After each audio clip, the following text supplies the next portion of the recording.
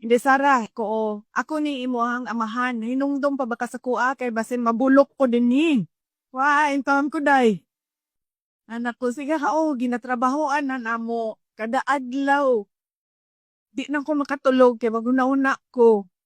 Unsaon ko ni kidnap dito sa Hague. Unya, nangutan ko sa iya ha. Doon na ba kay mga gibati? 80 anyos na ba in down to siya? Uy, sakit na yan tuhod, sakit na yan likod, mga ingana, mga gibati sa mga senior citizen.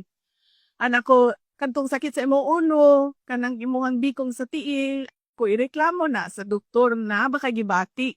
Tsawa mo ko gibati, pero sakit ang ako ang dughay. Nagsakit ang ako ang kasing-kasing. Nagsakit mong kasing-kasing, ing na ang doktor dingha, na ay doktor dingha gabantay sa hospital.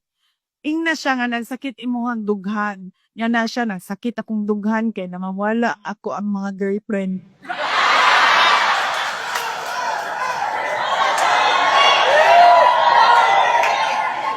Noon ko sa iya, ko ayaw kaguol.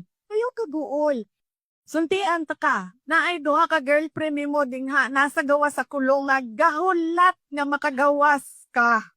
Ingko gaaway pagadi sila kung kinsay pwede mo sulod o mabisita nimo. Tinuod ka dahil. Tuol lagi. Naading ha. Ipamanlan pa nako. Naaskuan, naskuan. Nyaningon siya. Miapil mo hang mama sa ila kaaway sa ako aday.